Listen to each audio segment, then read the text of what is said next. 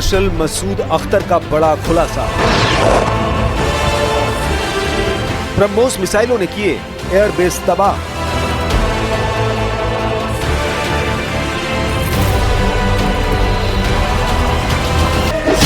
पंद्रह ब्रह्मोस ने उड़ा दिए पाकिस्तान के 11 एयरबेस।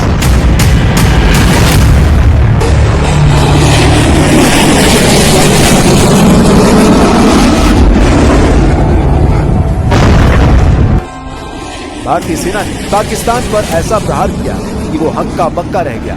उसके सारे डिफेंस सिस्टम नाकाम हो गए। भारत की ब्रह्मोस मिसाइलों की तबाही वाले हमले पूरे पाकिस्तान के मुंह पर जोरदार तमाचा साबित हुआ है। पाकिस्तानी सेना के पास मौजूद चीनी एयर डिफेंस सिस्टम MQ-9 को हवा भी नहीं लगी कि भारत की ब्रह्मोस सुपरसोनिक क्रूज मिसाइलें कब आई और कब हमला कर दिया। उन्हें तो तब पता चला जब पाकिस्तान के 12 में से 11 एयरबेस ब्रह्मोस मिसाइल के हमले में तबाह हो गए। भारतीय वायुसेना के लिए सिर्फ 23 मिनट यह काफी थे पाकिस्तान की सरजमी पर पल रहे आतंक के अजगर को कुचलने के लिए, और वह आपने करके दिखाया।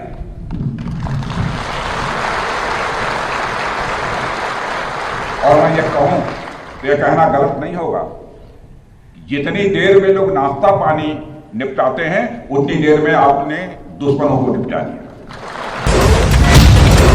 अब आप ये जान लीजिए कि भारत की सुपरसोनिक क्रूज मिसाइल ब्रह्मोस कितनी ताकतवर है और ये पाकिस्तानी सेना का काल क्यों कही जा रही है।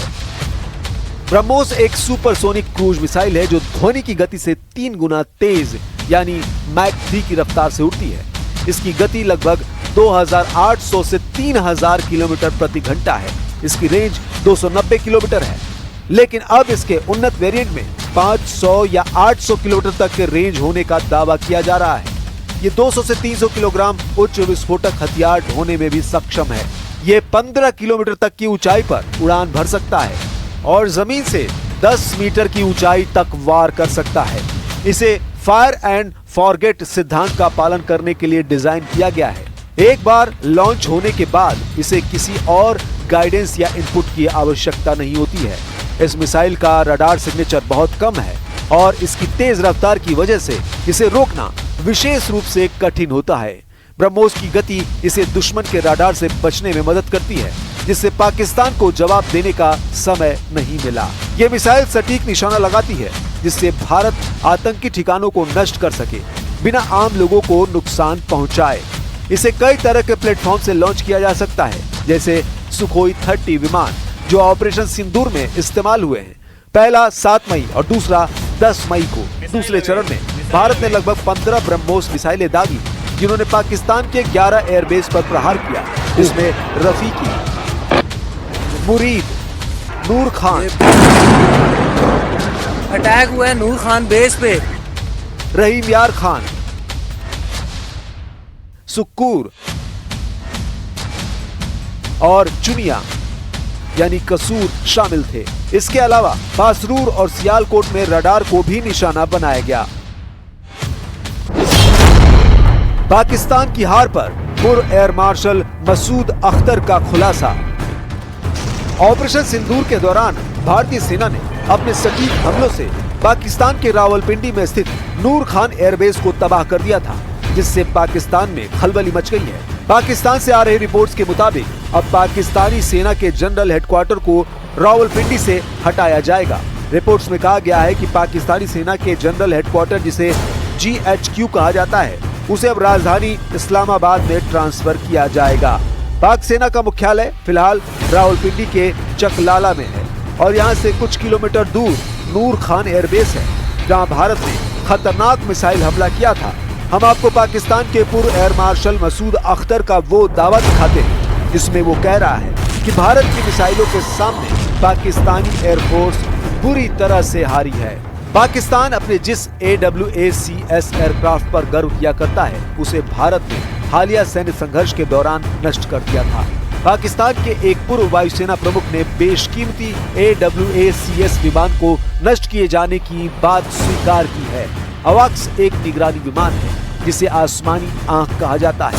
पाकिस्तान के retired air marshal Masood Akhtar ने एक इंटरव्यू में कहा कि भारत ने 9 और 10 मई की रात को सैन्य अड्डों पर किए गए मिसाइल हमले के दौरान एक हवाई चेतावनी और नियंत्रण प्रणाली यानी AWACS विमान को तबाह कर दिया। मसूद अख्तर ने इंटरव्यू के दौरान कहा, भारतीय सेना ने एक के बाद एक 4 ब्रह्मोस मिसाइल दागी। मेरी कुछ लोगों से बात हुई, उन्होंने बताया कि उस भोलारी एयरबेस के ऊपर उन्होंने 4 मिसाइलें दागी। पाकिस्तानी पायलट जहाजों को बचाने के लिए भागे, लेकिन मिसाइल आते जा रहे थे। दुर्भाग्य से चौथी मिसाइल भोलारी एयरबेस में हैंगर में आकर लगी, जहां हमारा AWACS खड़ा था, जो डैमेज हो गया और कई पायलट मारे गए। उस बेस के ऊपर 4 surface to surface BrahMos missile आए, सरफेस टू सरफेस या एयर टू सरफेस, ये मुझे नहीं पता। तो पायलट्स जो हैं वो पहले दौड़े कि वो अपने जहाजों को सिक्योर करें। अच्छा। और जैसे पहला आया वो जूम करके ऊपर से दूसरा आया, फिर तीसरा आया, फिर चौथा आया, जो कि अनफॉर्चुनेटली भोलारी में डायरेक्टली आके एक हैंगर पे लगा, जहां पे एक हमारा एवैक्स खड़ा था, जो डैमेज हुआ, जहां पे शहादतें भी हुई। हैरानी की बात तो यह है कि पाकिस्तानी सेना के चीफ जनरल आसिम मुनीर और पाकिस्तान के प्रधानमंत्री शहबाज शरीफ भी पाकिस्तान की जीत के झूठे दावे कर रहे हैं, लेकिन अब दुनिया भर की मीडिया और खुद पाकिस्तान की मीडिया दावा कर रही है कि पाकिस्तान की एयरफोर्स भारतीय एयरफोर्स से बुरी तरह से जंग हारी है। जरा इस ब्रिटिश मीडिया के टेलीग्राफ की खबर को देखिए, जो पूरी तरह से झूठी है। पाकिस्तानी पत्रकारों ने AI से पाकिस्तानी वायुसेना की फेक जीत की खबर बनाई है, जिसे अब पकड़ा गया है। हैरानी की बात तो यह है कि ये खबर ब्रिटिश मीडिया के टेलीग्राफ अखबार में कभी छापी ही नहीं गई थी, लेकिन उसके बावजूद पाकिस्तान के विदेश मंत्री इशाक डार इसी झूठी खबर को लेकर पाकिस्तानी संसद में बेशर्मों की तरह पाकिस्तान की जीत के दावे कर रहे थे।